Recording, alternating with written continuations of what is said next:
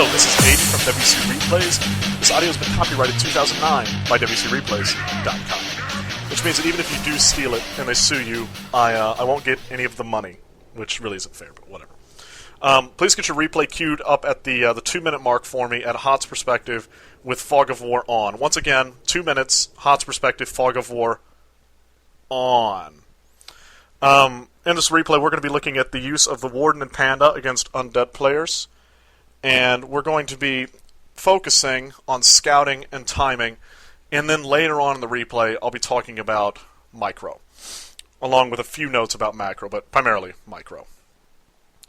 Now, if you're wondering why we're going to be looking at scouting primarily with the Warden, the reason behind this is I hear a lot of elf players on different forums, different people in my clan, lots of different places. A lot of elf players will talk about the problems that they have against undead players, and they will list out like just a laundry list of things that will completely destroy them, make them lose the game, reasons why they're awful at Warcraft 3, and whatever.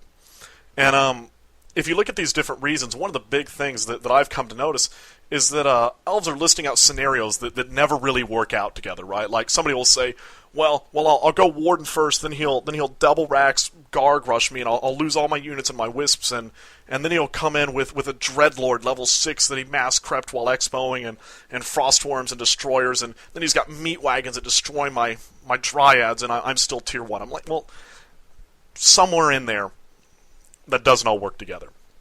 And so what we're going to be looking at is how awareness and scouting, and also some good decision-making, can help you figure out in your own replays, oh, hey, the undead player's doing this, I know I don't have to worry about this now, so I can go creep now, or I can safely put my tier 2 buildings up now, or because of how the game's played out, I can go straight to tier 3, or I can expo now. Like, how you can make a lot of these key decisions that will pull you through the game. So, anyways, let's get to this replay here. I've tried talking about a million different things for this first literally like the first minute of the match, and I've completely given up on trying to focus on most of them. What I want you to look at is there's going to be another AOW that's going to get built just south of Hot's base pretty early on in the game. Obviously, what he's going to be doing here is he's delaying his tech by the time it takes to build that one AOW in order to guarantee that he can get level 3 a little bit faster. You're also going to see there's a Scout Wisp running rapidly across the middle of the map with no legs. Running, that's right, running.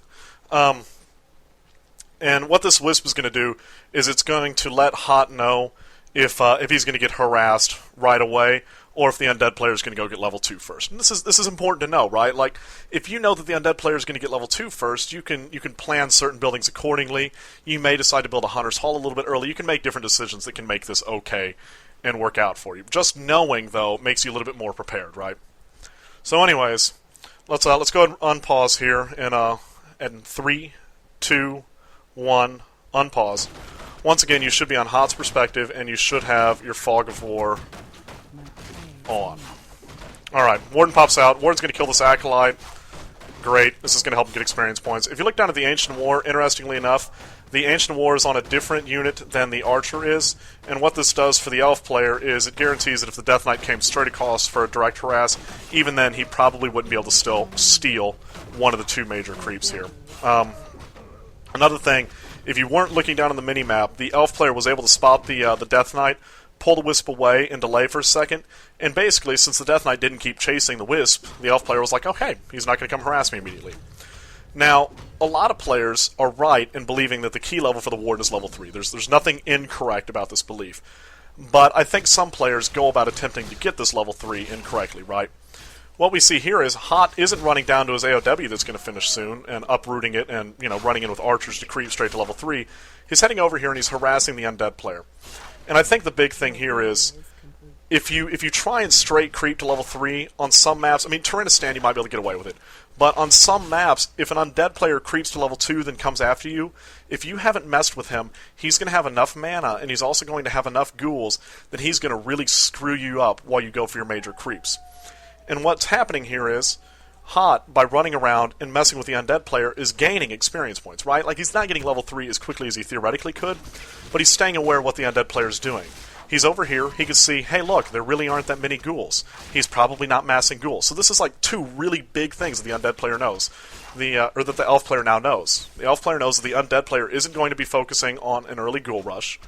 And the Elf player is also aware that this ghoul push or harass isn't really going to be happening anytime soon, or at least it's not going to be as effective as it can be, wherein an Elf player loses a lot of archers or an Elf player loses a lot of wisps, a lot of different scenarios.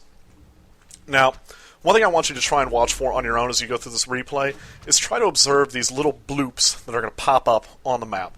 What those little bloops are talking about is those are when the Elf player, Hot, is setting up he's setting a waypoint. I'm not talking about like the unit trained, he goes, I stand ready or anything, but like just happened right there a few times on the map. You see the Warden was just rallied to go to a Moonwell, and the Warden is now rallied to go to a shop. And by setting these waypoints, you're going to be able to start doing a lot more things in terms of your gameplay. I'm going to be attaching an FPVOD at the end of this, or at least giving you a link so you can see what I'm talking about. But anyways, back to the game here. Elf player is trying to creep this nice little camp, and you're actually going to see he's not going to get the kill on the Null Observer. This is going to get jacked by him from X-Lord.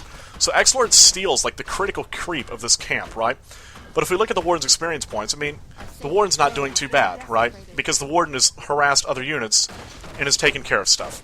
Now, if we look up here, this is like our penultimate proof that X-Lord at least half knows what he's doing. He's shown up at the perfect time to harass this Hunter's Hall and at least force the Elf to run home, right? Since this Hunter's Hall has been cancelled, the Elf player is slightly delayed in the game, but here we have the effectiveness of the Warden coming into play, and also the effectiveness of not focusing solely on creeping, right?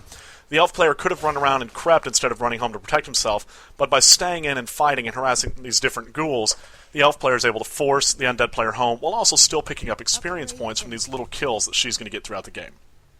Now, if you take a quick look at the middle of the map, there is a wisp near the tavern. This is going to be important for what I'm going to talk about here in just a second.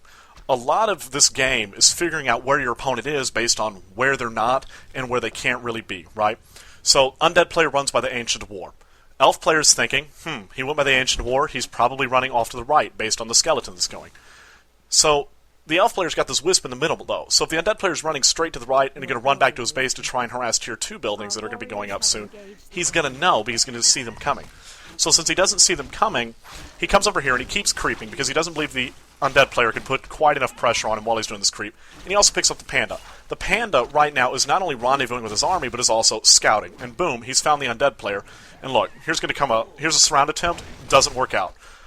Elf player turns around, Breath of Fire. Undead player still has no good way to heal his units. So if he has a lot of half-health ghouls, what kind of Tier 2 harass can he really do against the Elf's Tier 2 buildings? Right?